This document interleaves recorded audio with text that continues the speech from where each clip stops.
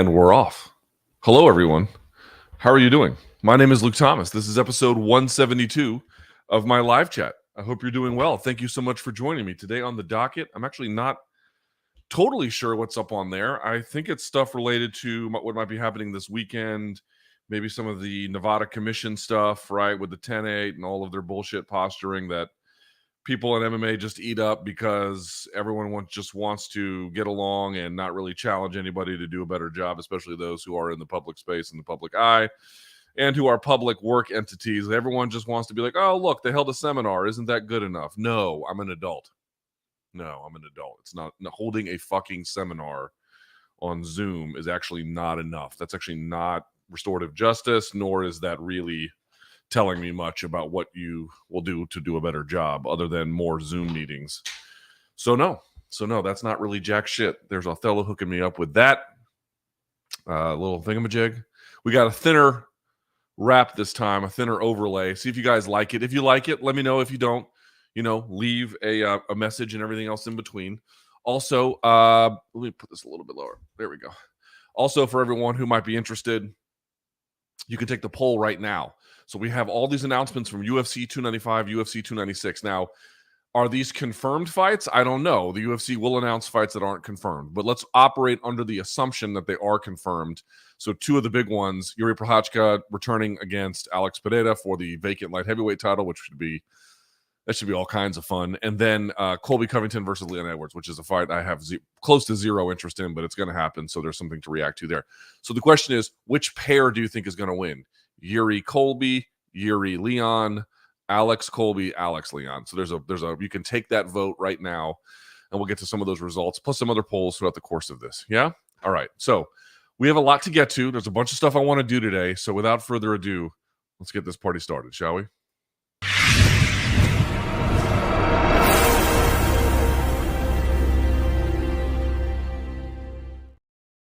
All right, and we're done. We're done. Yes, so reminder to everybody, you can now, we'll do about an hour of free questions, and at the end, if you want to pay to get one in, you can, or you have another option, you can just support the channel more generally, and of course, you can do that by becoming a member. So there's two tiers. One is just sort of the supporter tier, which we really appreciate that, and then the other one is a tier at, I think it's $9.99 a month, where, of course, we're going to add more stuff to this, but for now, you can get on the paid portion of the questions for free, right? You can just ask away. Yeah. So, or you can just be here for the free stuff. I'll take whatever you got. I'm just glad you're here. Thank you so much. All right. Let me get in a more comfortable position here. There we are. All right. Yes. Very good. Very good. Okay. That's more comfortable. I wanted to show one thing before we got started. I asked Othello last week to remind me to show you guys this. And let me make sure everything is good to go. And he reminded me. So now I want to show it to you. I hope this doesn't affect this video getting pulled or something. I really don't think it will. But I wanted to show you this because it's more than just about the injuries in jiu-jitsu. But jiu-jitsu has a couple of problems. One, people are just totally dishonest about the kind of injuries you live with doing it. If you've ever trained for any long period of time, then you walk into the gym and half the people in the advanced class are held together with KT tape and knee braces, and they probably shouldn't be there. It was funny. I saw some folks I trained with. I haven't seen them since, like, some of them cases since 2016, 2018. Been like pre-pandemic. I hadn't seen some of these folks. And, they've advanced very well. Like, these are great people. Please don't misunderstand me. I'm not trying to badmouth their journey. Their journey is what they want it to be. Like, if you feel like you're on a martial arts journey and you're getting a lot out of it, even if it has a lot of injuries, then, you should pursue the best life you can. But, half of them had knee braces on at a house party. One of them had torn his hamstring completely, just all kinds of shit that had hobbled them and affected their quality of life. And it's like, these guys are still in their 20s and 30s. It's like, oh, just wait, dude. Just wait. Anyway, here is this Craig Jones video. I'm dying to show you this because it's so fucking funny. So let's see if we can get a look at it here. I think it's this one. Hold on. Let me go to here. There we go. How about this? Folks are asking, did I take this picture at a Pantera concert? Yes, I did. I went and saw Pantera at the Jiffy Lube Pavilion in Bristow, Virginia, because no one comes to DC with metal concerts anymore. And so I had to go to Northern Virginia. It's way the fucking middle of nowhere. Boy, this show was so much better than I thought it was going to be. half the members are dead. I didn't know what to make of it. It was amazing. If you get a chance to go see them, do it. I had never seen them before, so this was a very special treat for your boy. All right, but let's get to this video because this just makes me happy. This is Jiu-Jitsu Ruined My Life by Craig Jones. Here we go.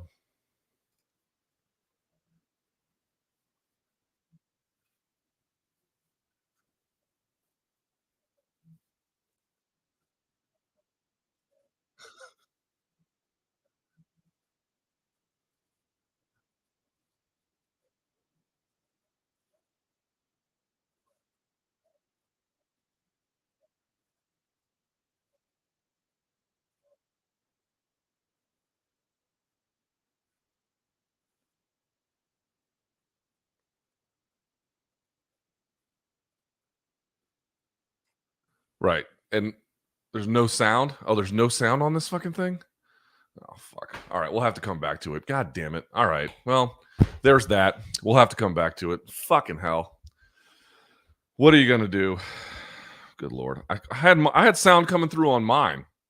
What am I missing? Othello? Is there sound coming through on that? We'll circle back to it if there was. We'll circle back to it. All right. For the time being, we'll get to the questions. Here we go. We'll go for an hour on the free ones, and then we'll circle back to this one if we have a chance to get to it. All right. Thank you for your patience. Thank you for waiting. First things first. Let's go to this one. Luke, have you ever experienced confusion around whether your work colleagues are actually your friends or not? What comes first, business or being a bro? How have you dealt with the disappointments when your friendly vibe wasn't reciprocated? I mean, I don't know if I've been guilty too often of having a friendly vibe. Have you experienced confusion around with your work colleagues? No, I don't really. I'm not trying to be too buddy. I mean, I try to be friendly with people in the industry in the sense that we all have kind of work here, and some rules of decorum are probably better than others. But in general, no, I don't have a lot of like friends in the way you're describing in the industry. Brian, I would consider a friend. There's a couple of other ones. They do exist, but like as a general rule, I'd rather be friendly than. I just don't have the ability to maintain a lot of friendships through MMA, like in terms of just being there to nurture them, and because I'm not on the road that often with it. And then more to the point, I don't. Yeah, I mean, it's the road warriors, right? The people who are constantly in contact with everybody else all the time, weekend after weekend, where these equations come into play. But I don't really care if the people like me so much as they just treat me fairly and, give my work a fair shake, and then that's it. Other than that, I'm cool with whatever they decide. I don't have a lot of competing feelings of, are they my friend or ally? Like, I try to do the best work that I can, and then let the chips fall where they may, to be perfectly honest. If they like it, great. If they don't, okay. I mean, I don't know if that sounds harsh or weird, but that's sort of where I'm at on this. All right, here we go. Second question. Luke, I've heard you and BC talk about how restrictive and the negative effects from UFC Monopoly can be on fighters, and how if other promotions achieve equal market value, it'd be better for the fighters' financials. I agree with what you're saying on this, but do you think it'd be worse for the fans and the pay-per-view model? Potentially, yes. In this day and age where illegal streaming is becoming more popular and the prices of pay-per-view are increasing, how can the average everyday 9-to-5 workers afford to pay multiple pay-per-views a weekend? They cannot. Let's say UFC loses majority of top-level fighters and they're evenly distributed across multiple promotions. Okay, that still wouldn't happen, but I don't think. But okay, this assumingly would result in multiple big pay-per-view and events from different promotions clashing on a regular basis. For example, if the UFC had a pay-per-view on with Oliveira and Islam, but then the PFL had Francis and Aspinall, and one had Izzy and Drickus, how could the average fan afford to watch this without illegal streaming? They probably couldn't afford to watch all of it. Could the pay-per-view model survive? Yes. Also, if they scrapped pay-per-views and exclusively switched to streaming options, e.g. ESPN Fight Pass with monthly subscription, how could anyone afford that too? They barely can do that now, much less before. Guys, you're going to have a hard time convincing me that competition is going to make it worse for fans. Now, you have to be realistic in one sense, right? So, for example, in boxing, at times, in order for promotions to afford certain kinds of talents or fights, they'll put them on pay-per-view knowing it won't make much, but they probably make a little bit more, they'll lose a little bit less, let's say, doing that than if they were to do it on network TV or some other kind of normal television distribution. You'll see that a lot, and then the promoter just ends up taking a bit of a bath on it because many people don't want to pay for the promotion. I suspect in cases like that, yeah, illegal streaming will become a pretty big deal, sure. And also, we shouldn't hype up what could happen as some kind of panacea for all fight fans. I think you'd get some fights that wouldn't ordinarily get made. Like, again, there's absolutely nothing stopping Francis versus John from being made other than the UFC just simply refuses to deal with any other promoter. That is literally the only thing preventing it. In cases where that's in play, you might get fights otherwise than you wouldn't have gotten, but there might be some other ways in which you see it in boxing the same way, where one promoter works with one network, and so getting some of that crossover can happen, but it can also be pretty difficult, right? It's really up to the fighter themselves to push the issue and get what they want. You will get some of that as well, but in general, I'm going to have a very hard time being convinced that promoters having to challenge one another by offering the best product they can and assembling the best roster that they can. I'm going to assume that is going to pay at least some kind of dividends forward in the market beyond to just the fighters themselves. You will get imperfect results. You will get uneven results. You absolutely will get cases that will be piracy enhanced. There's just simply no denying that, nor am I trying to do as much. That's not what I'm interested in saying. However, this is always the argument for any kind of monopoly by the people who are sympathetic to the monopoly's exertion of their firm over the market, which is it's simpler, right? Everything, quite literally, not everything, but most things are basically under one umbrella, and that creates a degree of comfort for the customer, a degree of familiarity, a degree of ease and frictionless use that they might enjoy. That is true, but the problem is over time these monopolies become sclerotic, and then the product itself doesn't really become better. They just become better at financially extracting wealth from the situation. I think we are very much in a situation like that now. So will it always be a win for you? Nope. Will it always make better fights? Absolutely not. I don't think that's the case. I'm not arguing for mechanisms to resolve fighter pay that I think will also make the fans happy in all cases. That's not the argument for fighter pay. The argument for fighter pay, if you believe it, and that some people don't, but if you believe it, the argument is that is a thing that needs to be done to make the industry more equitable to them. Whether it has spillover benefits for the consumer is certainly a matter of debate and uneven. And again, yes, in certain situations, no in plenty of others. And some people are going to like that arrangement and some aren't. But you're not trying to solve for you don't want to drive the fans away, certainly, but you're not really like the direct aim of trying to fix fighter pay is not to also soothe the worries of fans. It's to make fighter pay better, right? You have to be interested in someone else's economic condition, not so much before your own. Your disposable income matters, but if you're trying to solve that problem, that's what you're trying to solve. And I'm being honest about it. So some people are like, well, if that's the case, then I don't really want to change the industry. And I don't necessarily agree with that viewpoint, but I can understand why folks might have some reservations about it. People want to declare this like it'll be better for everybody. That's very debatable. It's very debatable. But I think it would be better for fighter pay. So what do we do about that? All right.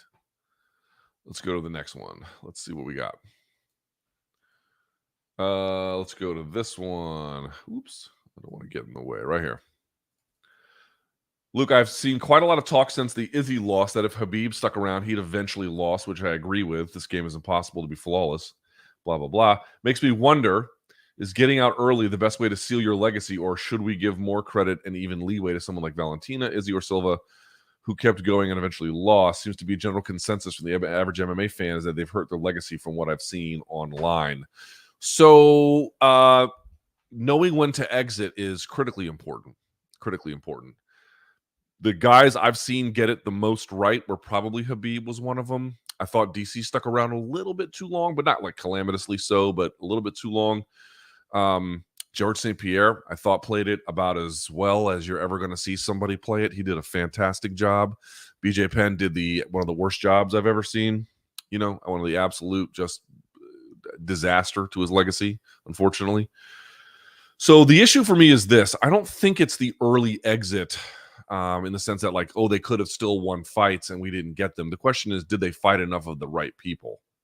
St. Pierre, to my mind, unquestionably fought enough of the right people to earn all-time status.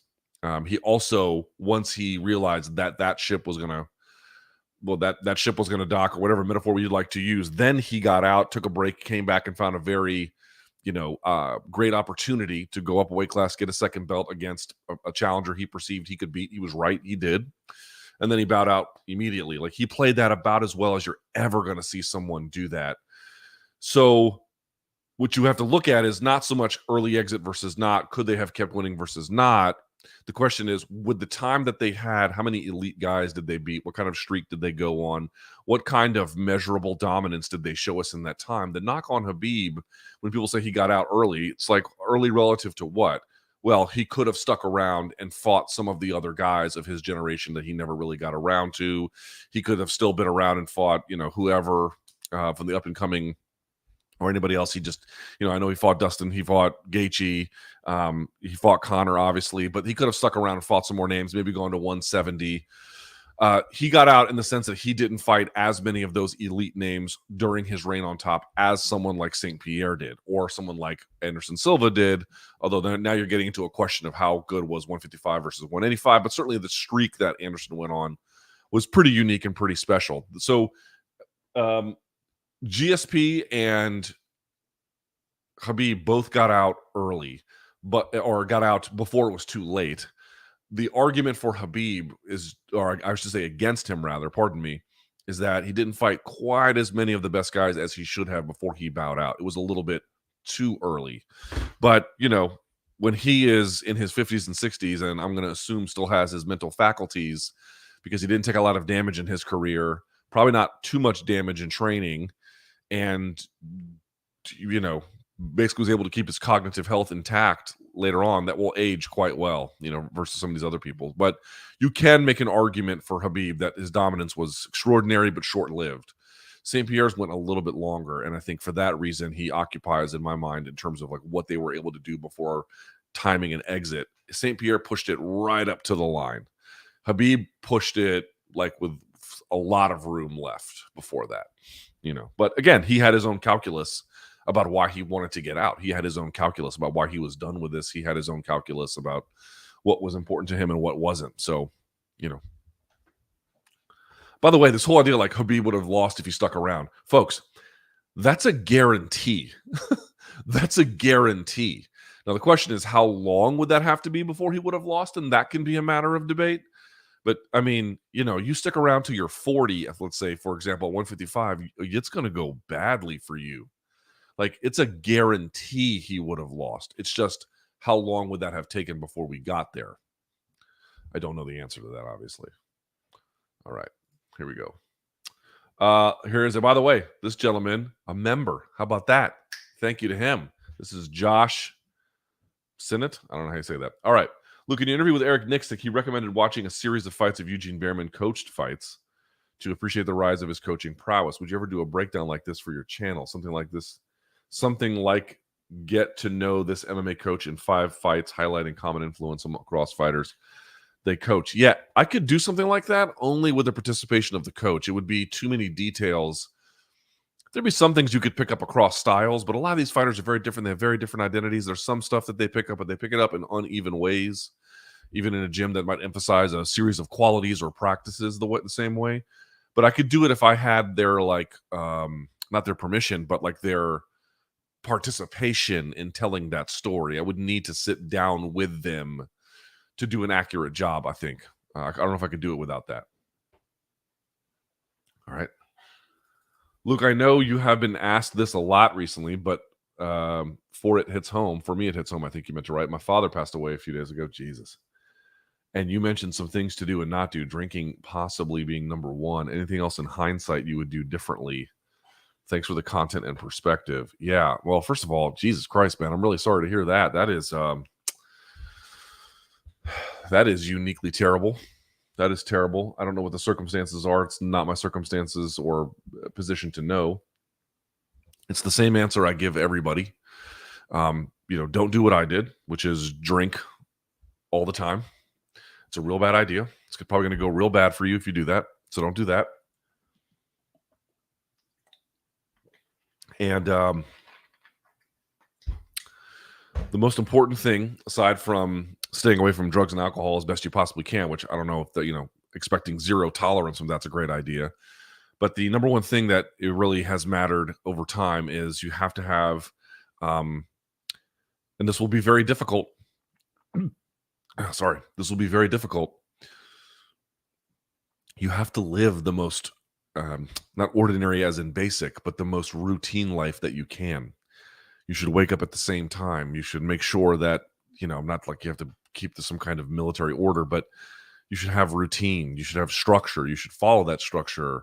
You should take care of yourself. You should invest in mental health. You should invest in your physical health. Again, you should stay away from drugs and alcohol. You should stay with anything, whether it's, I'm not religious, but if a church provides community for you and social interaction and fosters some kind of nurturing environment, some kind of socially nurturing environment, you should pursue all of those things, all of them. Anything that fosters community, anything that fosters connection, anything that fosters structure, routine, health, anything in that vein, whatever those individual things might be in your life, those have to be for you. But if you get into drugs and alcohol, it will go poorly. If you get into, other kinds of vices, it will go poorly. If you withdraw, it will go poorly. Like it's just a matter of time. Aside from any of the health effects that drinking did to me all those many years, the big thing that I got out of it, and I've said this before, the real big thing I got out of it was nothing. It just bought me time on the shot clock. That's it. It didn't do shit for me. It didn't heal anything. It numbs it out, obviously, but eventually you get to a point where you're sick of drinking. You're sick of living like this. At least that's what happened to me. And you might have had a couple of scares along the way about what the drinking was doing to you and had done to you. And then you get to a place where you're like, I'm still dealing with the exact same shit I was before. It doesn't do anything. It literally doesn't do anything to meaningfully address anything you're feeling. Like you can drink the bottle and then you're like, oh, I don't feel quite the same way, or I can move past it. And I understand. But that exercise will come to an end. It will come either a tragic end, or you'll be able to say, I can't do this anymore. And you're still in the exact same place. And then what have you done? What have you done? I'm not telling you this based on guesswork. I'm telling you this because I did it. I did it. I tried it. I remember I was living in New York City at the time. I remember my mom died and we had to go to Georgia for all of her affairs. She was living in Atlanta at the time. And then we went back to, I went back to New York to resume my work and everything. And I remember the first night I got back, I went out in the East Village and I was ordering pitchers by the beer and then just drinking it straight from the pitcher, just like that. And I must have gone through like 3 or 4 of them, something absurd. I remember it was an absurd amount. Waking up hungover every single day, every single day for work. It was, I was hungover for work for years. So it just doesn't take you anyplace. It doesn't take it, except the best case scenario is the exact same place you are today. Don't do it. Don't do it. It's a false promise.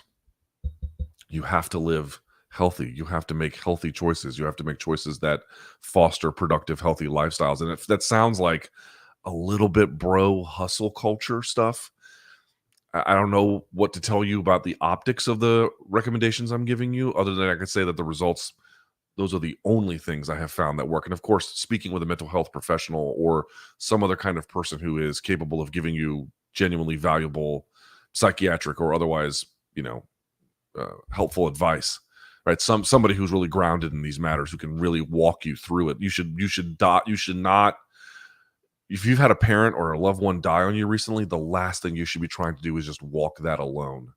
You might be able to do it. I'm not saying you couldn't do it. Some of you might be significantly stronger than I ever was. Fair enough. But the data on that one is also pretty clear. Like, communal effort is what will shepherd you to a place where you can be happy again, or just live. Do not fucking drink. Don't do it. It's so fucking bad for you, man. I've never told this story. I'll tell you a story. It was in this room. It was in this room. I will tell you a story. I've actually never told the public this. You want to know how bad it got with the drinking? A few times it got bad. Now, I don't have any memory about what I'm about to tell you. So I can only tell you what my friends told me. You can't see it here, but my door is to my left. This used to be my bedroom when I was single. All right. So this is a long time ago. So this must have been. So my mom died in 2003. I moved here December 2004. And this must have been 2006, 2007. So we're talking 4 years after my mom died, still drinking like a motherfucker. Right. Yeah, this must have been like 2006, 2007, something like that. And I woke up the next morning, worst taste in my mouth, incredible hangover, and my door was busted. And not only was the door busted, but the door jamb and frame was ripped off the wall. And I was like, oh my God, did I have some kind of rage last night? I had a headache, but I didn't feel all that bad. No, that wasn't what happened. My friends told me, and these guys are still my friends. My friends had told me that we were all hanging out. Don't remember it at all. And they lost track of me. We were in the house, I guess, hanging out. And they heard me gurgling inside my bed. And so they busted the door down, and sure enough, I guess I had vomited and I was gurgling on it. I could have been dead. I was that close. Like that close. You know what I mean? I guess what they told me was, even if they hadn't intervened, they couldn't say exactly what was going to happen, but they said it was like, the way they were looking at me was like, dude, you need help. You know what I mean? It was that kind of a look. And like, none of that shit does anything to get you to a better place, but it will take you there. It will take you there. So if you want to walk down the stupid path, and people are weak in moments of difficulty in an understandable way, but you're asking for advice on what to do. Yeah, don't do that. Don't do that. Don't have your friends have to burst down the door because you were gurgling on your own vomit, right? Don't do that. That's how wasn't that how Bon Scott died? The original lead singer of AC/DC, didn't he choke on his own vomit? Like, that shit's real, man. It can happen. So came pretty close to me. I would have been 27, 28, something like that, 26, 27, something like that. Can you imagine that? So trust me when I tell you, folks, it's a path to nothingness. I'm not talking about social drinking. I'm not talking about people having, enjoying a beer on Fridays. Any kind of responsible use all the drugs you want. I don't care. But that's, of course, what I'm describing to you is in no way responsible. And more to that point, look at how long the window is. It just goes year after year after year. You can just slow motion drive your life off a cliff. People think it can be automatic and sudden. That can happen. Or you can do what I did, which is just tack on year after year after year after year of drinking and see what it gets you. It gets you fucking nothing. Nothing. So don't do that. I've actually never told that story before. So there you go. I don't have anything to hide anymore, I'm not proud of it, but it happened. It fucking happened. All right. Here we go. Whoops, went a little far. There we go. Here we go, like this. How did you enjoy the Pantera show? I liked it a lot. What did you think of the job Zach and Charlie did? This would be the Zach Wild. I forget Charlie's last name, the drummer. Pantera's my favorite band. I saw them back in the 90s, and I was pumped to hear the songs play live again. I went to the Dallas show with Metallica. I left before Metallica. God damn. Then saw Pantera headline with Lamb of God in San Diego, and it was amazing. Yeah, so they were playing with Lamb of God and some other band. I missed the first band. I apologize to that band. Lamb of God was cool. They're from Richmond, but it was a cool show. I'm not going to talk shit about it. I like Lamb of God, but I could have taken it or leaving it. That Pantera show was absurd. It was absurd. I could not believe how good it was. Man, some of these bands from the 90s that have been playing for a long time, like, they have mastered the live performance of their songs. I saw Rage not too long ago. I couldn't believe how good that was. But it's a very similar crowd. It's dad in his 40s, night out. A lot of beer bellies and gray hairs and long beards and shaved heads and black shirts. I'm the demo. I'm the fucking demo. I don't drink, but, I'm the demo. It was amazing. It was amazing. I'll tell you the other part too. I was like, because I've got mixed feelings about Phil. I know he's apologized for the Heil Hitler bullshit he pulled back how long? I think was that 2017, and has said, he's gone on the record about what his drinking problems and everything at the time. So I had mixed feelings about the whole thing. I only saw, if you can believe this, in the 90s, this would have been impossible to believe. I only saw one, and this was in Virginia. I only saw one Confederate flag. I thought there was going to be a bunch. I saw one the whole time I was there. I was like, wow. That's pretty impressive. Pretty impressive that Pantera fans aren't rocking the stars and bars anymore, really. Except for one. It was one dude, and I saw the whole place. I mean, there may have been more, but, I legitimately just didn't. I saw one dude with it. So thought that was pretty impressive. The last thing I'd say on this, because I don't want to bore people who don't care about Pantera concerts. The only thing that got me, there's a couple of songs they didn't play that I wish they would have. They didn't play By Demons Be Driven, which was like so disappointing. They didn't play that. They didn't play Cemetery Gates. They played Cemetery Gates as like a video package with like it was like the original recording. So they didn't do a live version of Cemetery Gates, which is like Cemetery Gates and By Demons Be Driven were two of the ones that I really wanted to hear, but you get what you get. So, all right, let's get back to it. Luke, you talked about the advancement in boxing technique in MMA, but one fundamental aspect I think could use more refinement is the ability to shift one's weight from the back to the front foot. Shifting your weight to the back foot is used most commonly before employing more evasive footwork, and shifting weight to the front foot adds additional power through momentum. Boxers like Canelo and Nassim Hamed are examples of this. I feel like if more fighters, particularly in the lower weight class, use this more frequently, there would be more knockout threats. Do you think some MMA fighters might use this approach in the future or not? Let me reread this one more time. To shift one's weight from the back foot to the front foot, shifting your weight from the back foot to the front is most commonly used before employing more evasive footwork, and shifting weight to the front foot adds additional power through momentum. So you got to be careful with that.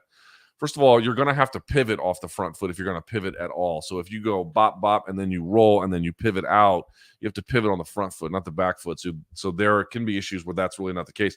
The other problem is, so for example, yesterday in Jersey City, I recorded a Canelo Charlo scouting report that's going to be out next week. I don't know how good it is because I tried to do things a little bit differently. I don't know how that came out. There's some hair out there. But one thing I noticed in the tape in Charlo is Charlo sometimes will step with the jab like any other boxer, but a lot of times he just goes and then just reaches with the jab. He doesn't step with it. But what he'll do is, and I noticed it because it kept changing his elevation, he would come up like this, right, on the jab. He kept his head elevation kept rising when he was doing it. It's because he's coming up on the front foot to get a little bit extra of that reach. You see what I mean? Guys, the consequences of doing that in MMA are not so severe. And again, it's all a matter of degree. I don't think this person's talking about that. I think they're talking about the natural balance when you're like 70-30 on the back to the front, and then shifting some of that proportion to get the most as you whip the punch out in front of you, which they would be very correct. But I'm saying it's a matter of degree and feel and difficulty. And so what I've seen a few times is even very good boxers, they'll come up on that front foot and their elevation will rise. Dude, if you do that in boxing, the consequences are much worse, much worse. For two reasons. One, the pinpoint accuracy of striking in MMA is behind boxing. That's one thing I would say. The other problem is that for boxers is that in MMA, you stand much further apart. So cheating that distance in any kind of way, you have to be careful with doing it, but you'll see a lot of people try a series of different methods to get that. In boxing, dude, if you are too far forward with your weight on your front foot, they will fucking set you on fire. Like, especially a good fighter. They will you cannot get away with that for very long. So again, if you're talking about that natural, we'll go 70-30 and then we'll shift some of that to the front through the act of the mechanics of punching to get the most out of it. Yes, can be very, very beneficial, especially in MMA where you're long range and you're trying to find whatever you can to cheat that distance. But even then, you want to move into position with your feet, not with your, not with the balance of your reach like that. You don't want to do that. And I just don't think MMA fans don't really like boxing. Some people give it lip service. They like the occasional bout, but in general, they don't really like it. And that's fine. But when you watch enough of it, you begin to realize that some of these really smaller, I say it all the time, some of these smaller details about head position, weight distribution, cadence of stepping, all that stuff, all of it is so much more dangerous against a high-level fighter there. So much more dangerous. In MMA, it's a little bit more today anyway. Now, this is changing rapidly. And again, there can be certain fights where this is absolutely very much in play as well. But you have to be careful about certain mechanics of movement and positioning and balance, a little bit more so in boxing. But in MMA too, it's becoming more of a thing. It's just right now not as big of a deal. Luke, with all of the big boxing fights that have happened recently, I've learned to appreciate just how big the gap is between boxing punches versus MMA. However, are there any boxers that can learn from MMA? Is there anything that boxers can learn from MMA striking? You know what? I will say a little bit. I don't think you need to do stance switching in boxing. You'll see guys like Jaron Ennis not get away with it, succeed quite well at it. There can be other ones too. But I think that MMA, you have to come up with a lot of creative solutions for distance closing and to set up your offense. It's these creative, vast possibilities, right? And again, to go back to it, the NSAC guys are really great examples of this. Where they're stance switching and using that to change angles and then throwing this punch in a direction so they can get movement to that one and then switching back. They've got these creative, like, before Tukey gets here, hang on. Lock the door, because you know what time it is when she gets home. So I'm not prescribing stance switching per se, but what I'm saying is for two fighters who are further apart and then using stance switching both to enter, to exit, and then putting these weird different combinations of what strikes to throw, what feints, what decoys, some of those things, I think it's interesting to me, right? Like if you look at who switches stances in boxing today, it's much more commonly of the younger guys 30 and below than it is 30 and above. And to me, I don't know if that's an MMA influence or just what young guys in boxing are doing. I have no clue. But they just, at a bare minimum, seem to be more accepting and interested in these kinds of acts, these kinds of ideas. And again, guys like Jaron Ennis, if you've never seen him, he's very good at both, like legitimately, offense and defense, good at both stances. So, if the idea is how do we navigate certain kinds of distances better, I think there might be something to be taken from that. And there could be other things in the future, right?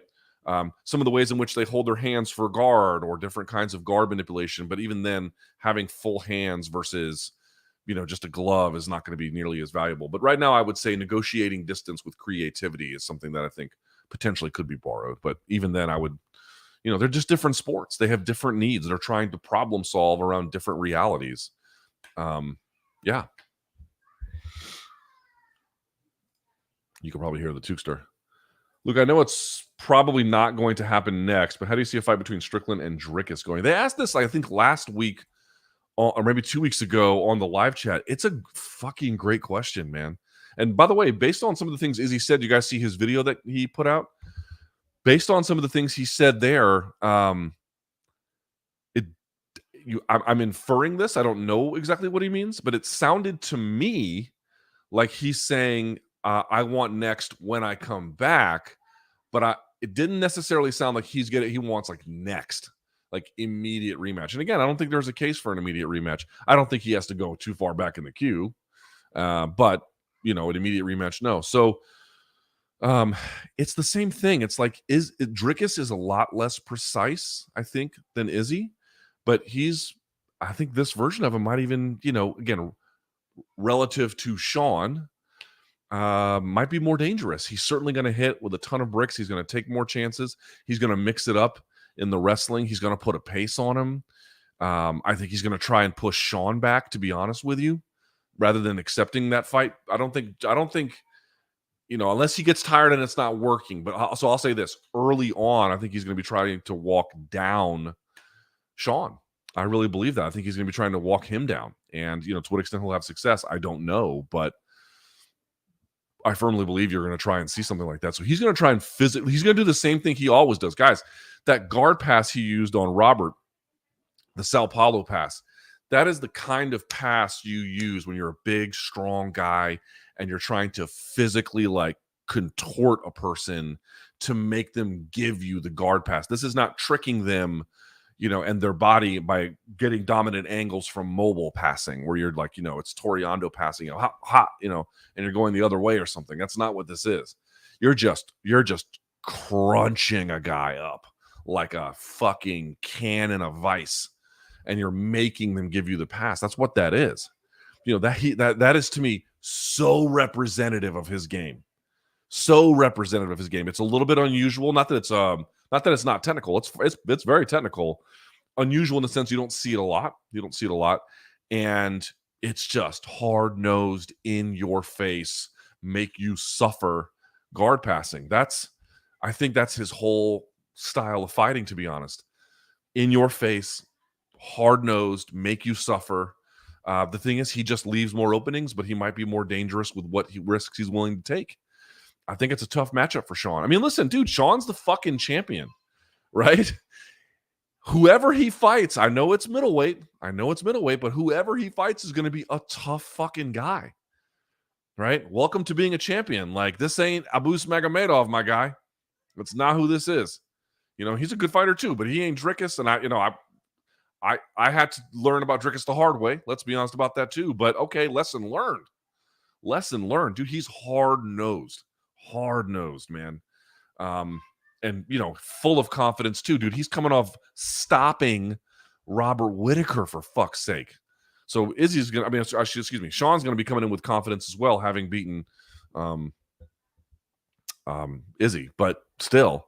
So I haven't looked at some of the specifics of how they might match up. I haven't looked at some of the very intricate details of the particular style of parrying and everything else, and how that goes against some of the more common weapons that Dricus uses.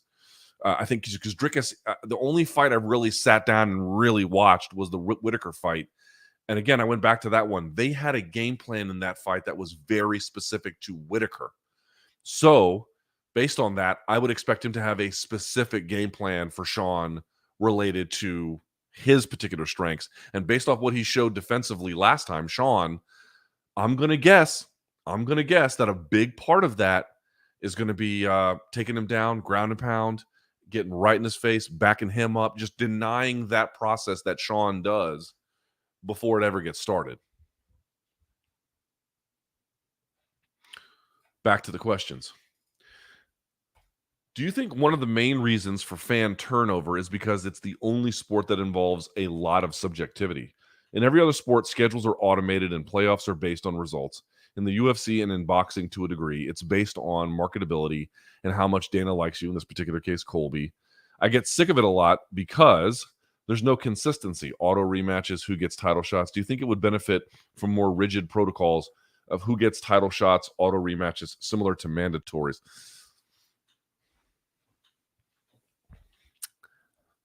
I don't think it's untrue that, excuse me, let me say this again. I don't believe that boxing's architecture is in all ways bad. Like, there's nothing redeeming about it. There are a lot of problems with it. And I'm not going to tell you that it's fights like Canelo versus John Ryder that are keeping fans around. No, I don't think that's the case. Or that there's 4 belts. That's what people love. And there's different sanctioning bodies. Like, there's all kinds of problems with it. There might be something to be said for some of the architecture creating, who was the guy, Jack Catterall, who beat or should have beaten Josh Taylor. He was a mandatory. He got that fight because he was a mandatory. Like, that's a good thing. He got screwed by the judges, but, we got plenty of that in MMA too. So in that sense, I think it has some net benefit, some benefits in certain areas. I don't really think that's the reason. I tend to believe what really gets people with MMA is it's the way in which, like, it does something to them, right? MMA fandom is very unique and it's very interesting. People who have never think about the first time you saw MMA. And if you're a little bit older, this is different, but newer fans, you saw, I don't know, John Jones, you saw Khabib, you saw Conor, whoever it was. And like, when you watch and you finally learn, I hate to borrow the term red pill, but something like that, when it finally hits you and you understand at least a little bit, just a little bit of this like spectacular car crash, yet beautiful violence, it grabs you and pulls you close. And it does something to your soul a little bit. You're like, oh my fucking God, where has this been all my life? I know so many people who are like that. So many people who are like, when they see MMA, maybe not the very first time, but the first time they have that connection to it where they're like, oh my God, this is so special. This is so unique. You come at it, once you hit that, your heart begins to race. You want to consume everything. And then what ends up happening is that love affair ends up creating eventual burnout. That you want to catch everything, and you try to catch everything, and you can for a while. And then you try to do that, and then eventually you begin to cut corners because it's too much. Your life moves on, and you just go on and kind of just fades out. Also, a lot of people, like, they get a love affair with MMA in their teens or 20s. Again, you may be watching like, oh, I discovered it at 35. Fair enough. But a lot of people discover it in their teens and 20s when they're single, when they have more free time, when they can really, make their life about their hobbies or interests. And then when they get to 30 and they start having kids and they have to focus on more and they have less free time, there just becomes this aging out process. I've been able to avoid that by virtue of my occupation, but I can see how this would be a challenge for other people. So it's this like love affair, which creates this insatiable appetite. And then that insatiable appetite creates burnout along with life changes, fostering this thing. I don't know why boxing doesn't suffer from it in the same way. I think people warm up to boxing a little bit more slowly. Boxing also follows a lot of family and cultural traditions. And then those kind of seem to be the things that safeguard it. Whereas MMA seems to be this one-on-one relationship that you have with the sport, right? You fell in love with it. It wasn't like some people will be like, oh, my dad showed it to me. That's true. But MMA seems to have a little bit more of that religious experience. You had this like religious awakening.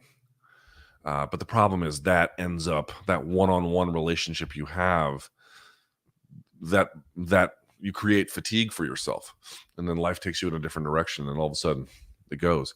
Boxing seems to be like just something that people make part of their families, make part of their traditions, make part of their, I don't know. It just seems to have more staying power, but also, it doesn't, boxing grabs some people like that, but MMA is weird.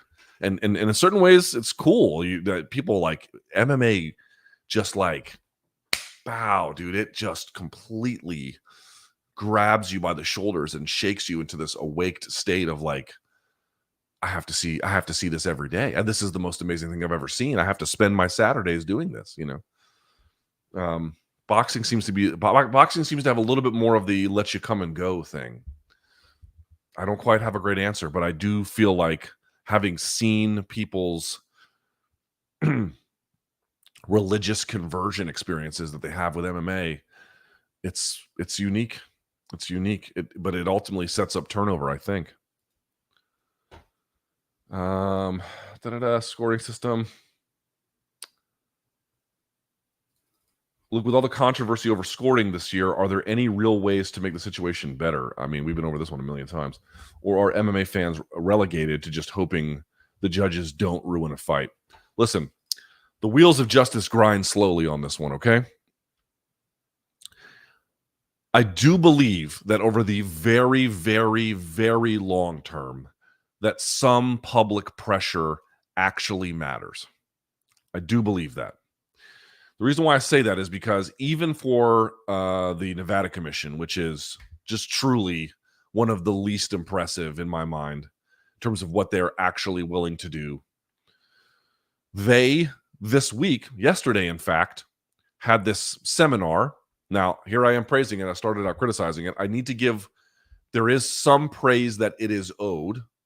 There's plenty of criticism too. So let me give it the praise that it is owed. They finally relented and invited select media members. I can tell you they didn't invite me, but of course that's no surprise. They invited Aaron Bronstetter. I'm not sure who else. I think Mark Ramundi, perhaps some other folks, to sit in on this call where they went over 10-8 rounds from the weekend, and then everyone weighed in on whether or not the judges who were present weighed in on whether or not the 5th round of Shevchenko and Grasso was a 10-8 round, and of course, no one thought that. And then you had the Commissioner Mullen speaking to ESPN, I believe, or making a statement on the call saying, Mike Bell's a great judge, which is true, but I disagree with the 10-8. It's like, okay, so this is their kabuki theater that they went through to let us know that they think that the 10-8 round was a mistake. Inviting the media there, I think, has only happened because there's been like relentless onslaught to get them to be more transparent. And again, it's not a lose-lose scenario where more transparency equals more criticism, nor is it a case where more transparency just automatically equals less, but rather like there's a duty as a public servant. These are publicly funded entities. They naturally owe some level of transparency. And I think that they realize that, or they feel certain pressure to do that, or I'm not sure who is getting in their ear to do it. So, it's not even remotely enough. It's like, okay, but like what restorative justice are you going to then undertake? Because if you really believe your guy got it wrong, I mean, there's no formal process to act on this, because the only way to challenge any rule that they have is if they made a mathematical error. You can prove there was corruption of some kind, or what's the third category? It's like mathematical error, corruption, or like you can clearly identify that some rule was broken. Short of that, it's just discretion. So they don't give any options to fighters to challenge incompetent or otherwise bad judging. They don't give any real methodology for them to challenge what referees do. It's like the fighters aren't the ones challenging the referees. It's other referees who are ringside trying to double check. And that's valuable, but it's not the same thing as like restorative justice here, like to the extent that any of that is even possible. So this is a long way of saying long-term public pressure, media-driven public pressure, can yield some results. It's not altogether worthless, but you have to have a very long view of it. I mean, I remember the Athletic Commission in Nevada when they were run by Keith Kaiser. Who remembers Keith Kaiser? Show of hands on the Keith Kaiser remember guys. Keith Kaiser he didn't give a fuck about your opinion. Let me tell you that very clearly. And more to the point, it's 2023. And as long as I've been covering MMA and watching MMA, I cannot recall the commission in Nevada ever having media members on a call like this one, where they went over results with other judges, had the kind of this learning experience. Dude, California has been inviting me to those calls, and I've gone on a couple of them for years. Not just did California invite me, California invited me and then let me participate, and encouraged me to participate on the calls with my ideas. Dude, that was happening before the fucking pandemic. This is what I mean. It's 2023 and they're just now doing it in Nevada. And everyone's like, yeah, this is fucking great. Like, guys, like, I mean, are you trained? I mean, what level of like accomplishment has to happen before it's so low to get any like praise out of institutions apparently in this industry? So some public pressure matters, but guys, you just have to realize, did you see this beef that's growing between the Association of Boxing Commissions in Colorado? Colorado is using the one rule set, and the Association of Boxing Commissions is going after them because they say it's inherently dangerous. The evidence that they put together in this letter that they wrote to them is like almost entirely theoretical ideas about how things should go, not an actual review of what the safety data is on some of this stuff. More to the point, guys, why is it important for Colorado to have a different... By the way, Colorado says if you still want to use the unified rules, you can, but if a promoter wants to use this one rule set, they can do that too. Why is that important? Here's why. If every promoter has to obey the same rules about how MMA fights are judged or what kinds of strikes are allowed, certainly we would want to make sure that we have good reason to allow any kind of changes from what we're accustomed to, right? We don't want to do this recklessly. But if every promoter has to use the same rules, it favors the incumbent. If every promoter has to have the same rules, and I'm not just talking about downed opponent versus not. I mean, like, again, the one scoring system, the knees to the head of a grounded opponent, all kinds of stuff. Then any other competitor can't rule differentiate as a way to market themselves. They can just say, hey, we're the same shit you're used to, except a lighter, a diet version of it. Guys, it's important for the fucking industry. It's important for the industry that other promoters who have a different conception of things yet have something that is still comparably safe can do this. And I know what folks are going to say, how are knees to the head of a grounded opponent safe? Well, guys, the commissioner in Colorado looked at over 1,000, I think nearly 2,000, something like maybe it was like 1,500, some absurd amount of bouts. Do you know how many were these kinds of strikes were even used? It was like 1.4%. And even then it was distributed amongst the lower weight classes, not the heavier ones. And in none of these cases was there any kind of demonstrable way, it was demonstrated that this was like some kind of, nuclear bomb going off, like truly threatening action. Dude, Cyborg got his fucking skull broken by Michael Venom Page from a knee that is completely legal. Someone moving into a strike and then the other person moving into it, right? And they meet in the middle. These are devastating strikes. And to me, it's like they put this theoretical shit out here. Dude, they're doing the work of the fucking incumbent, the Association of Boxing Commissions, going after Colorado for this. We're just not going to let other promoters challenge the incumbent. That's what the commission, they have this idea that it's all rooted in safety. Please get the fuck out of here. I'm an adult. These stop. But what's really happening is no. You can't compete on whatever comparative advantage you might have, because I'm just going to tell you the one rule set is better. It's better. You can't run on that. No. You got to run on the race the way we tell you to. Who is that good for? It's good for UFC. Is it good for one?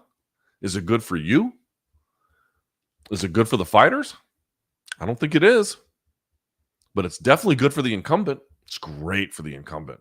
Perfect for them. All right. Someone's asking favorite album by the Pogues. Oof. Good Lord. I don't even know.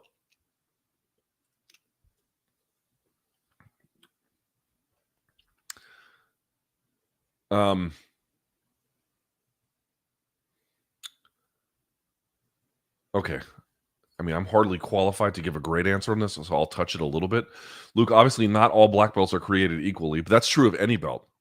Not all blue belts are the same. Not all purple belts are the same. Not all brown belts are the same. Guys, let me tell you something here very quickly.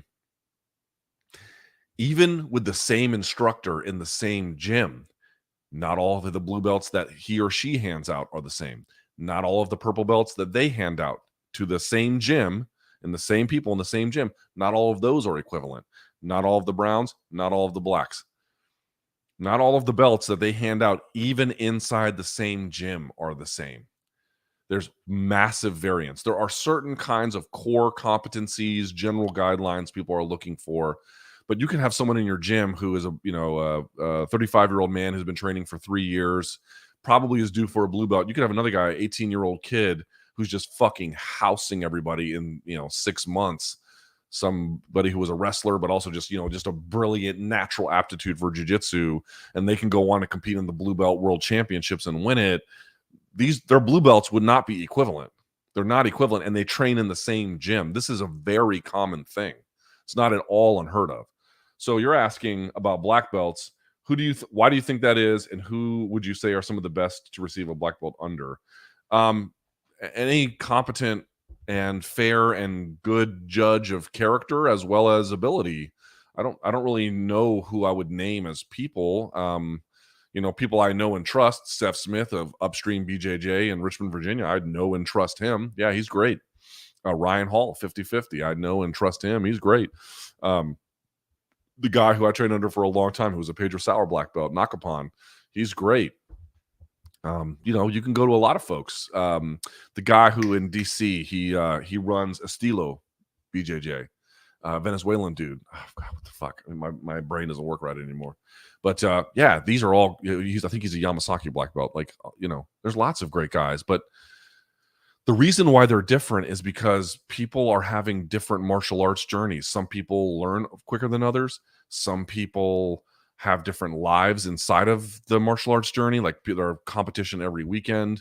Some people are younger, some people are older. Everyone is kind of approaching these milestones in their own way. And that sounds like, well, then that sounds like there's no universal standard. Yeah, I mean, there are some things about positioning, balance, having a certain array of submissions you can go to, showing competency in them, showing competency in chaining attacks together. And like, you can find ways to graduate it up the food chain, so to speak. But I'm just telling you right now, I've seen it in the gym a million times.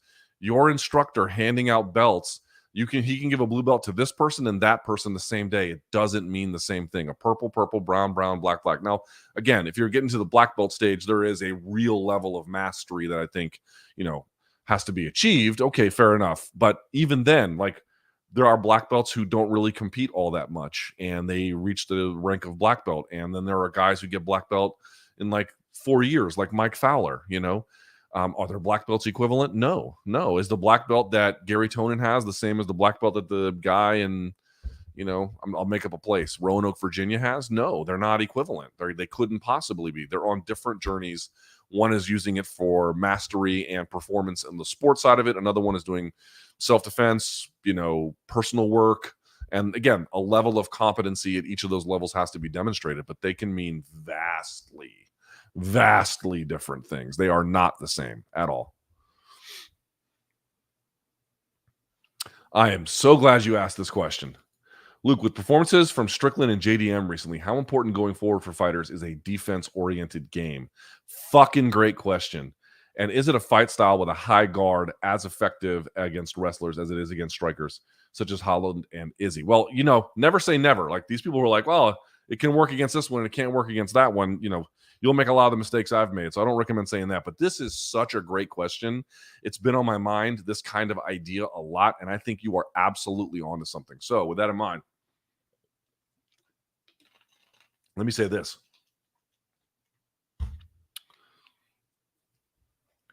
I absolutely think you're going to start seeing more of this. There are a couple of tensions at play.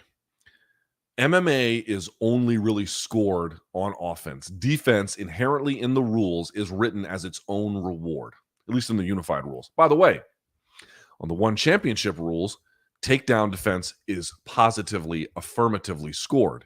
In the unified rules, takedown defense is like, what's the benefit of defending a takedown? You defended the takedown, like you're not on the ground. But other than that, they're not going to assign any value. Well, in the one system, they do. I actually think that this encourages a lot more interesting action. But back to the central point. So you're always going to have a sport, and especially where defense is hard, like you can't cover with a big glove, right? It's much harder to do that. There are so many weapons. You can wrestle, you can kick, you can jump, you can do so many, you can spin, you can do so many different things.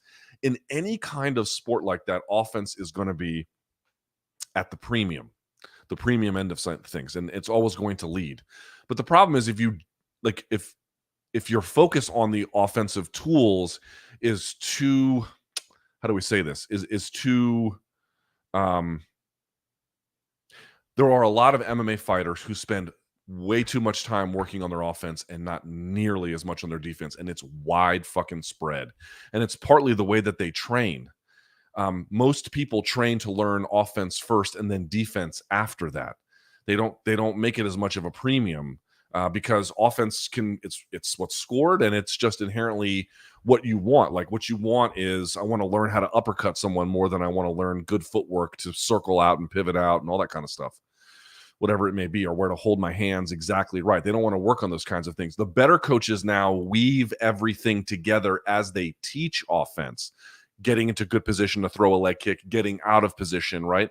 But I think the future, I'm telling you, at least the next wave, you're going to see a little bit more of the Sean Strickland and JDM types, guys who have good, strong, tight defense, whatever method they pick, because JDM's method is very different than Sean Strickland's. But the result ends up being that people can't really get their offense going in the striking department because there's just a brick wall in front of them. It gets shut down constantly, and then they're very good about picking times at which to go, striking with them, getting different openings, you name it. Yes, I think the better strikers, the next wave of better strikers, they're going to be guys who can do, insane damage.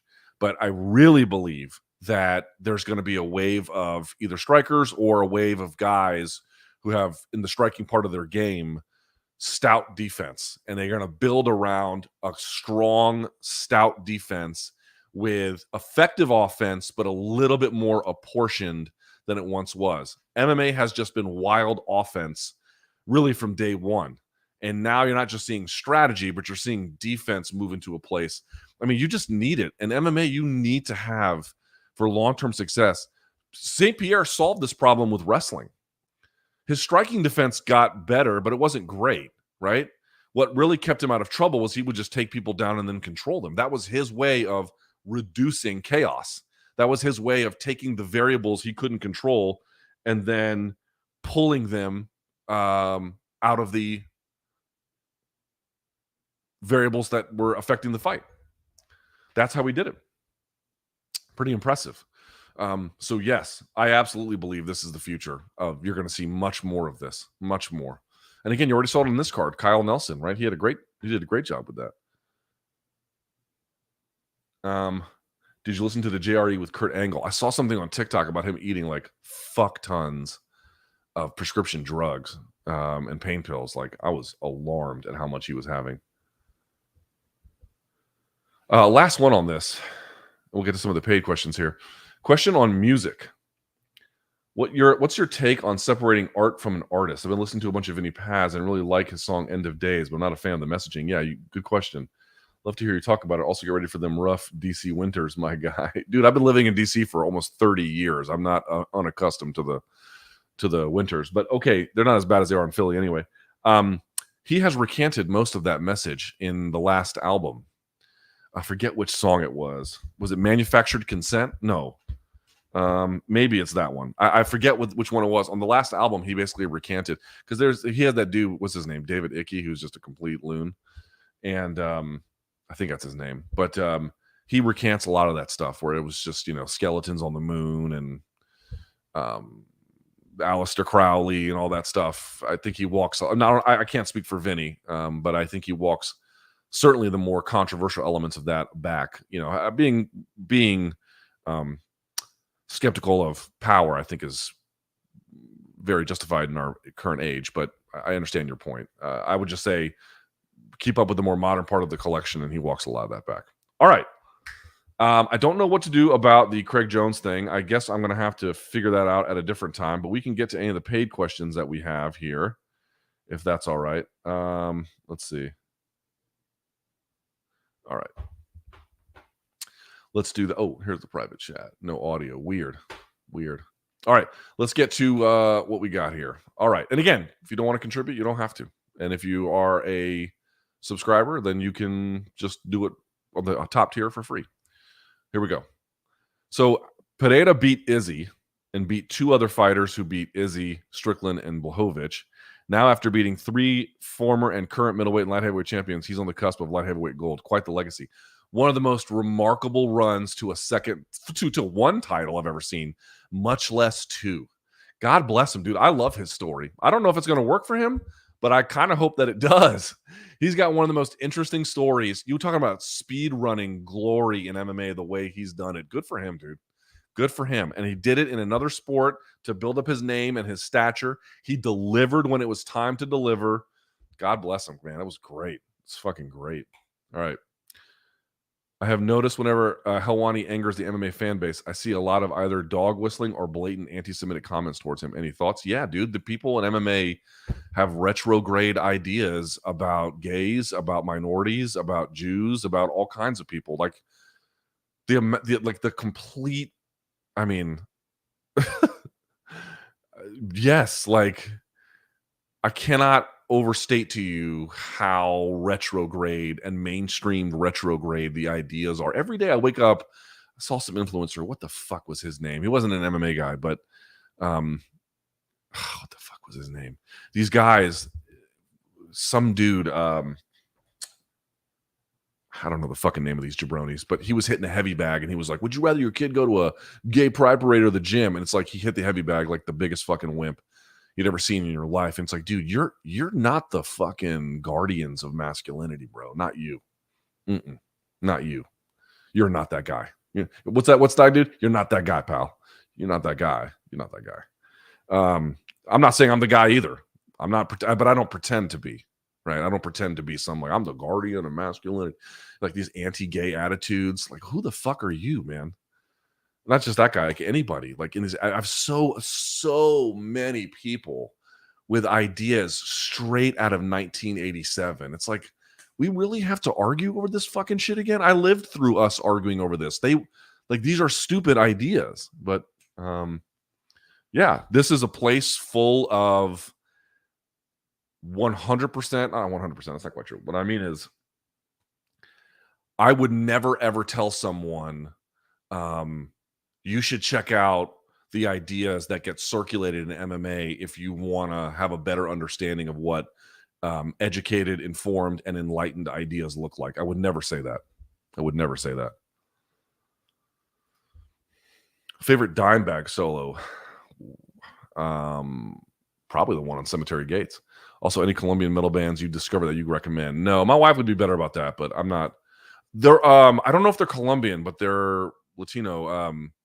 Brujeria.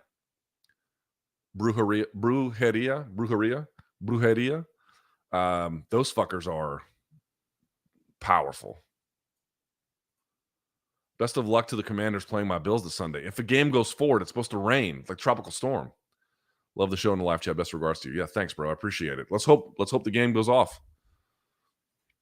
Luke, what's the logic behind powerlifters' physiques? Why do Lasha and other heavyweight guys? Lasha's not a powerlifter, and other heavyweight guys carry that much fat. Seems like it would be a burden. Guys, being lean just means you didn't eat enough. It doesn't mean you're stronger. Like, it's not like, again, guys, like a Mike O'Hearn physique, it's a nice physique. I mean, I'm not saying he's not jacked. He's fucking jacked. I mean, he's jacked. But like, it just looks nicer. It's not in any way more functional at all. Like to be maximally strong. Go look at Martins Litzis. Go look at him. That's what a super strong guy looks like. Or Tom Stoltzman, or Eddie Hearn. Sorry, Eddie Hall, Brian Shaw. Any of these guys. Why do they carry a lot of belly fat? Like, partly they have to be of a certain kind of size in order to be like maximally getting to these thresholds that they're getting to. But like, people think if I do hypertrophic lifting, which is designed just to grow the muscle, which has some strength components, but is not designed around maximizing strength, and then I have a diet that enables me to cut some of that fat off, I look more athletic. Am I actually stronger? You're not in any way stronger. Like, that's not how. If you're lifting for maximal strength, which by the way is not what Lasha does, but if you're lifting for maximal strength, you're lifting in a very different kind. You're not lifting for hypertrophy. You're lifting for, again, whatever the maximum strength is around whatever movement or lift you're going for. First of all, power lifters squat, bench, and deadlift. Weightlifters snatch and clean and jerk. And the snatch and clean and jerk are very difficult motions to learn and very, very technical to learn. And Lasha was a guy who has been plucked from a young age, given some of his gifts, and trained under the Georgian national system to be able to look the way he looks. They could give you better. All the heavyweight lifters, men and women, look at them. Like, you just cannot be small and lift weights like that. You cannot. It doesn't work. Some of the guys, like the Chinese lifters who are smaller, are jacked. Like, when I say smaller, I mean the smaller weight classes. Some of those guys are absurdly jacked. Most people think they're on PEDs. There's a good reason to believe that. China's program has been caught and or punished any number of times for that. Again, a state-sponsored program. So, do your make whatever assessments of that you would prefer. But guys, visible abs does not mean you are strong. It doesn't mean that at all. It means you're hungry.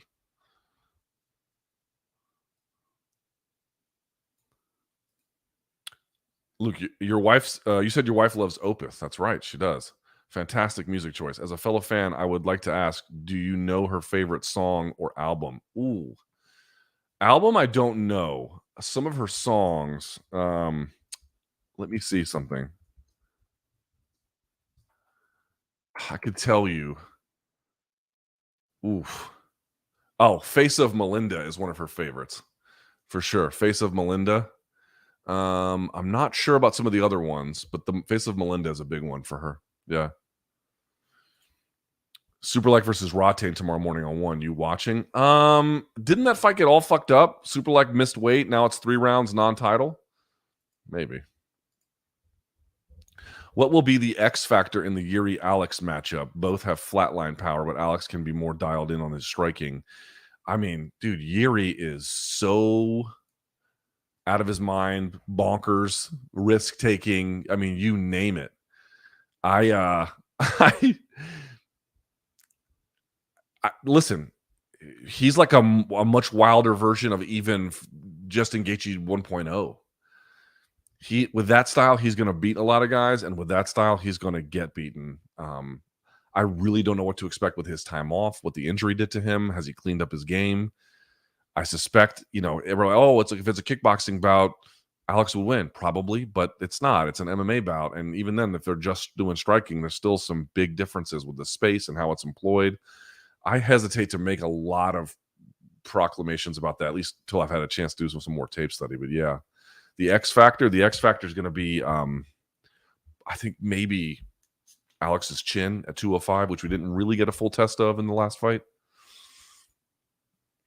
Do you think coaches like Eric Nixick, who come from NFL, NBA, MLB backgrounds, does he come from an NFL, NBA, MLB background, bring new coaching dynamics versus regular combat sports coaches? I think the difference is that Eric, his dad was a defensive coordinator. I don't know for the NFL level or not, but they take tape study seriously. They take homework seriously. They take that there are knowable things you can plan and work on, and what are the best practices and what are other teams doing.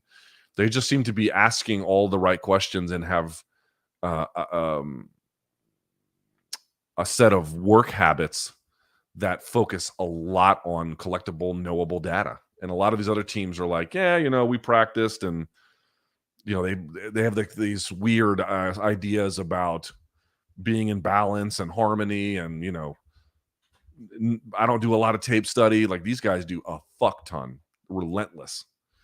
And I mean, in the NFL, you can get guys who like are offensive coordinators or like work with offensive coordinators or defensive coordinators who've never played a snap in the NFL. Like, who's the coach of the Miami Dolphins? What's his name? I forget. He's 32. That guy didn't play a single fucking down in the NFL. He played at Yale. And he is, again, he has an offensive and defensive coordinator, but he's able to like break down film in expert detail. Like, even Deion Sanders was like marveling at the analytical ability of Nick Saban and some other things as well. Like, Nick Saban wasn't the player that Deion Sanders was. So like, I don't think folks understand a lot of this stuff. If somebody who never played can learn some of these realities about football based on, it's more than tape watching, but tape watching can be a really big component. What can tape watching do for you? If you already know how to fight, you can do a fuck ton. And again, it's more than that. It's some of the ideas about where the game is headed, leaning into them, right? All that kind of stuff. But they take the good processes from other sports and then just port them over, and the results speak for themselves. There we go. Green go. That's me. I'm a gringo. Good job. All right. Are we letting the 10-8 mar a competitive fight? That wasn't a 10-8. The right fighter won, in my opinion. I mean, no one won. At any rate, gap with respect to Val and the others has narrowed. Yes, it was a wonderful fight. It was a fantastic fight. But, if the reality is that the commission believes the 10-8 was wrong, I mean, they should overturn the result as far as I'm concerned. They won't, but they should. After your recent train travel fiasco, how would you rate Pete Buttigieg's run as Secretary of Transportation? He's been terrible. Thanks for your hard work, you goofy goober. Yeah, he's better now, but he's been terrible up to this point. I mean, especially with the airlines. Was it early part of the summer and the disaster of delays, and he was so late to the party in addressing it. Like, Pete Buttigieg, what the fuck does he know about transportation? They put him in that slot, because he's a party loyalist and he has ambitions to stay at the highest level of government. I don't think he's a stupid guy. I think he's a very bright guy. I don't think that's really in question, but he's not been great.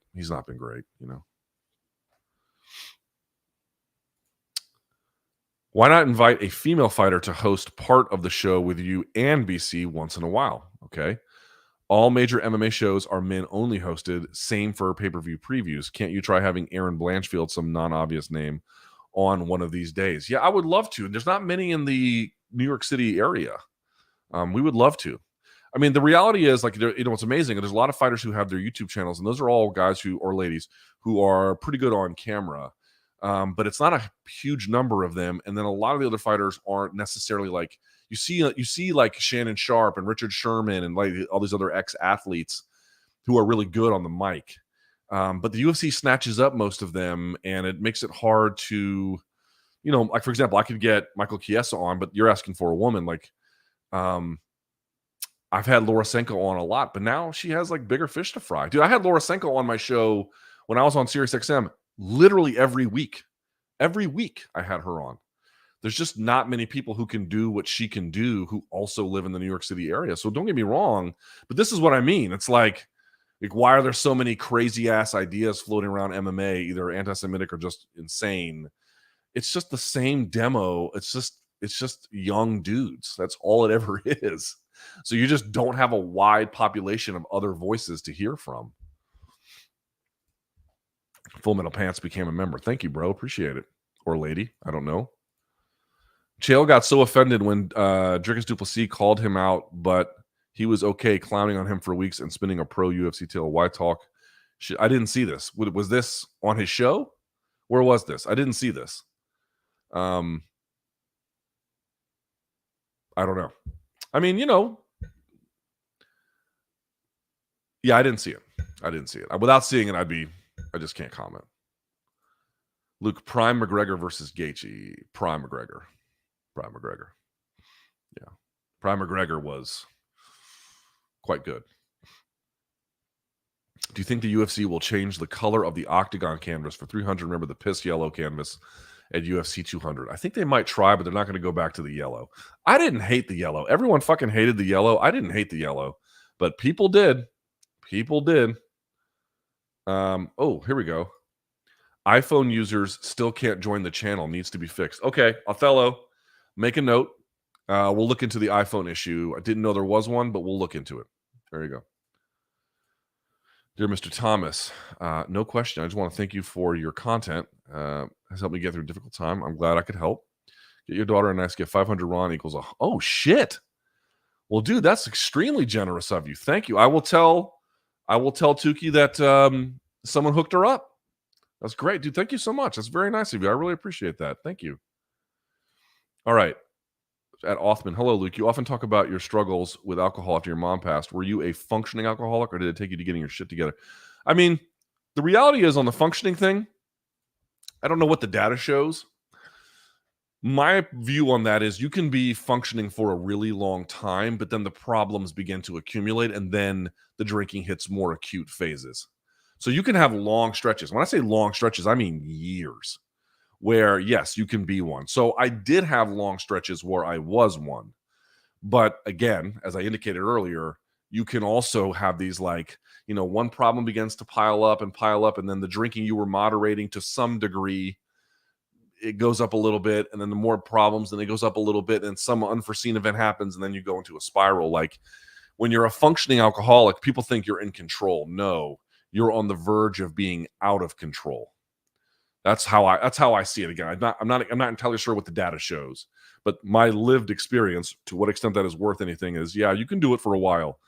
It's actually not something you can do. I'm just a functioning alcoholic for 20 years. No, within that 10-year to 20-year time span, you will encounter big problems. Yeah.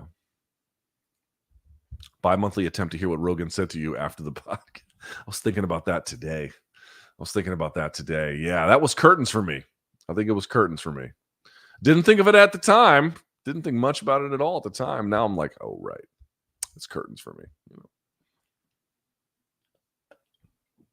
I could be wrong.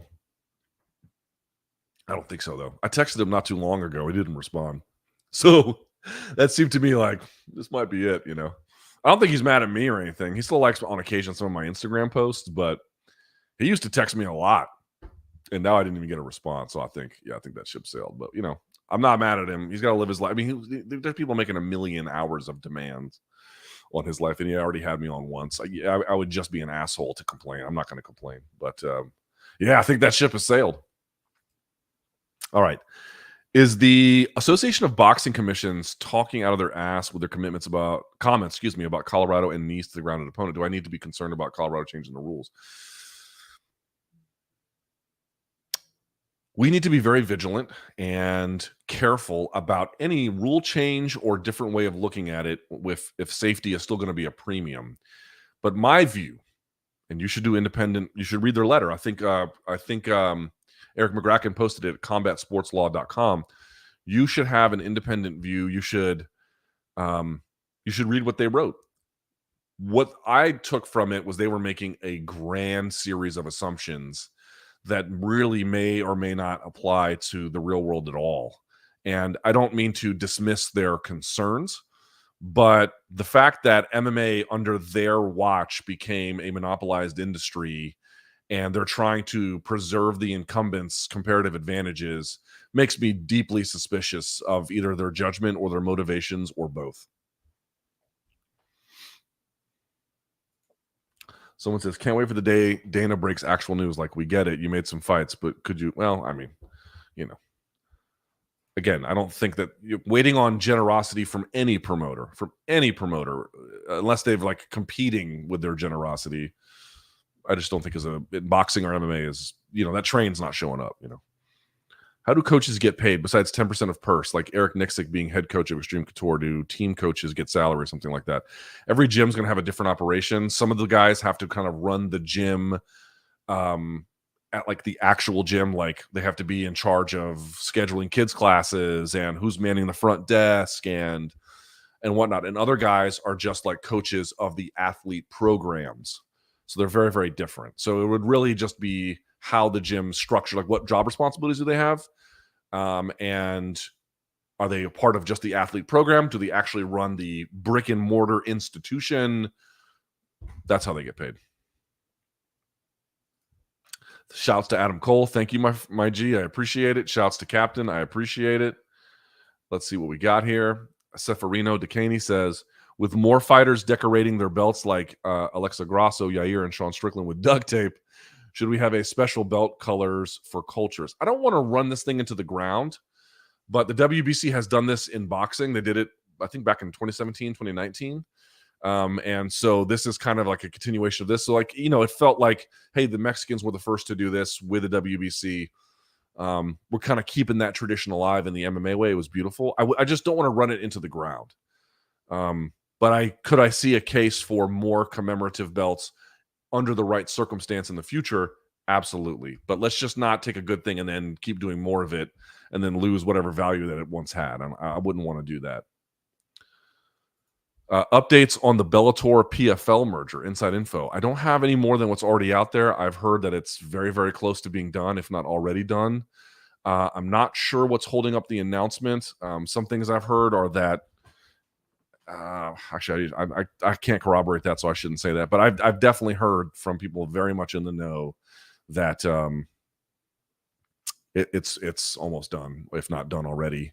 But guys, oh my Lord, I said this on yesterday's MK. I mean, you just got to be kidding me, guys. If anyone from PFL is watching, please do not keep the brands separate. Again, there might be some reason why they want to do that. I doubt it's any kind of antitrust concern, but maybe that's something. There might be some kind of monetization scheme where, I don't mean scheme like illegal, I mean like an arrangement where by having them on distinct entities, they're able to make more in television rights, media fees. I don't know if that's in play, then I can understand it.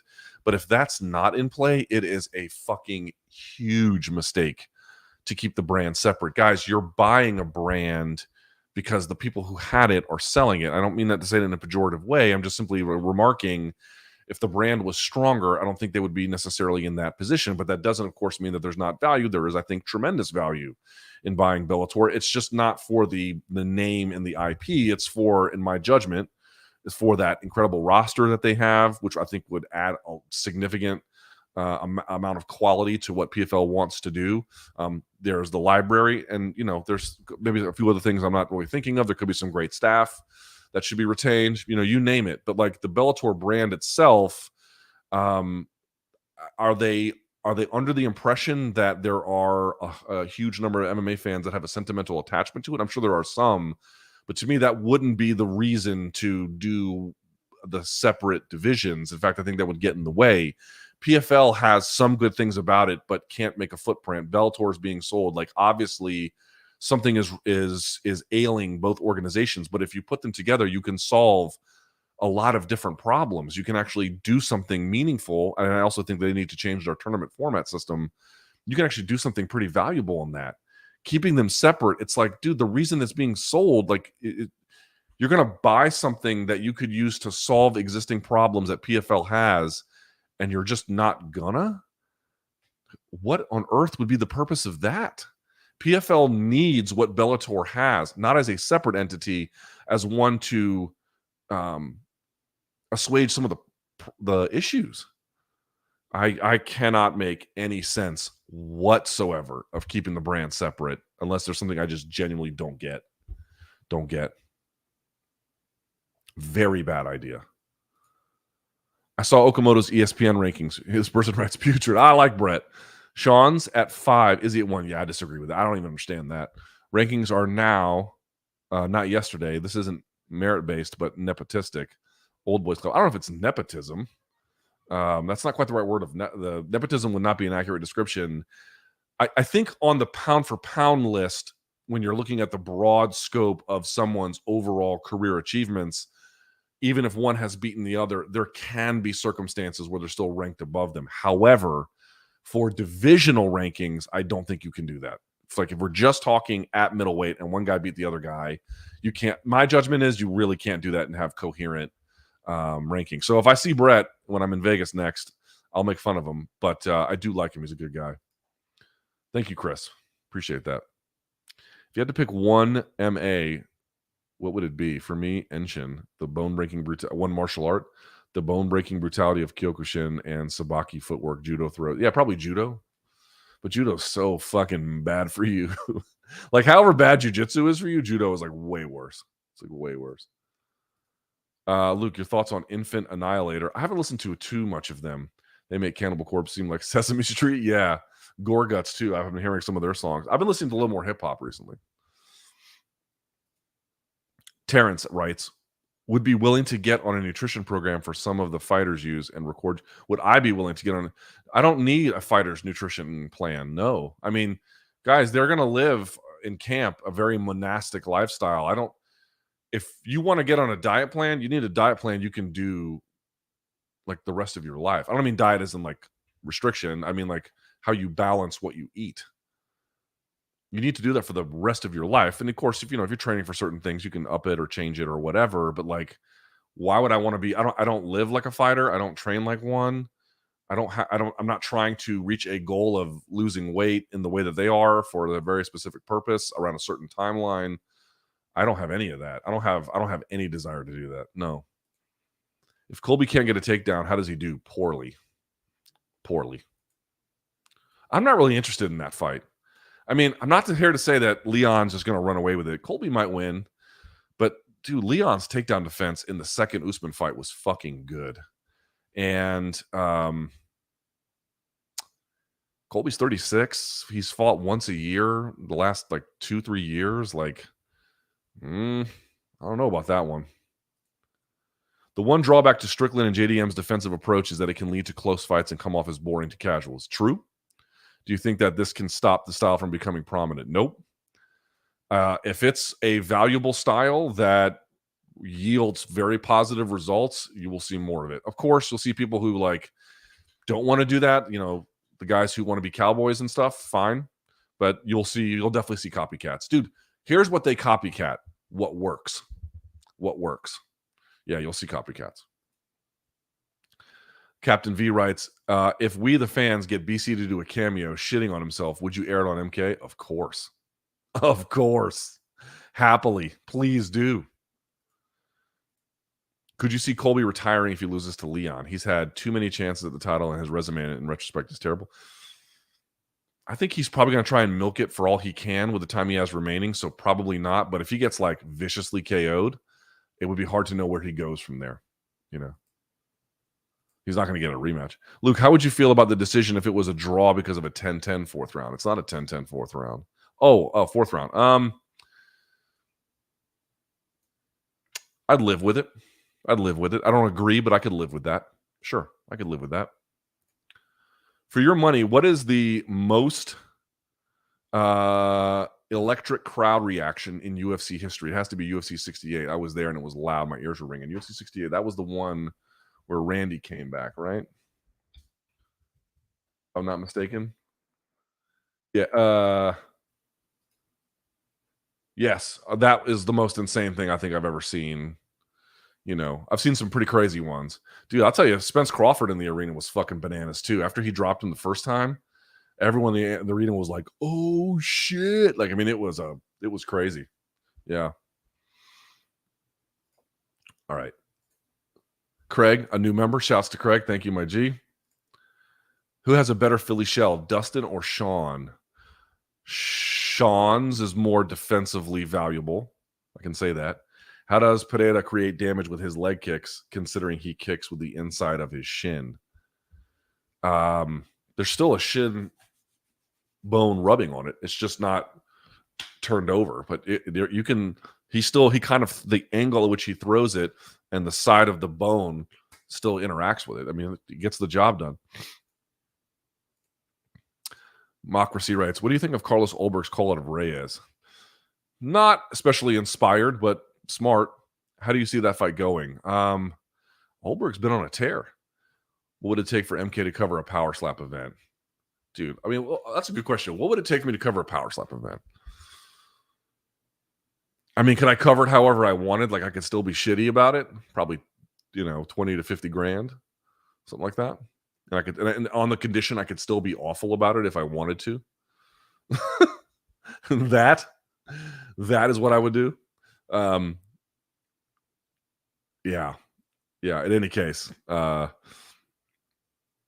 getting back to the call out, it wasn't a very inspired call out. I think he was picking on a guy with a name that he thought he could beat. And partly that's just rational decision making, but the trick is to find a name that the fans really want to see you fight.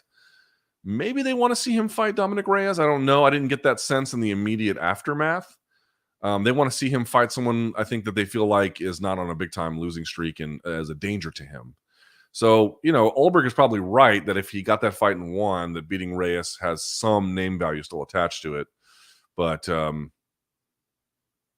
it just didn't get the fans going in the right direction. As no one won, what does overturning mean in your view? So it was a draw, split draw. Overturning it means you would turn it in. You could correct the fact that it should have been a 10-9 and then give the fight to Valentina. You don't have to do it that way. They could make it a no contest, but I don't think that's very satisfying, nor does it get to a restorative part of the justice element that I'm talking about. Full Metal Pants writes, Luke, what are your thoughts on your homeland of India's assassination of I read a little bit about this. Seems more like a Connecticut thing to me. So from what I understand, there was a prominent Sikh leader in Canada who I believe, I could be wrong about this, I believe he has called for an independent Sikh state.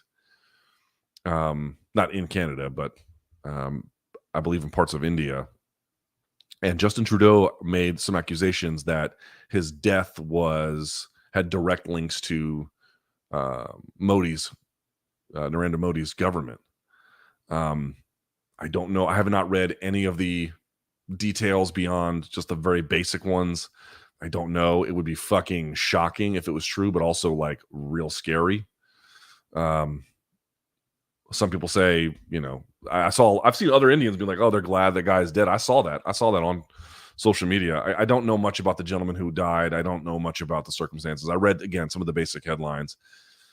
But like, what you have to ask yourself is, did the Indian government assassinate, I think he was a Canadian citizen, certainly a Canadian legal resident on Canadian soil? Like, that would be fucking, even Saudi Arabia tries to get people to leave Canada to go to Saudi Arabia so then they can execute them there.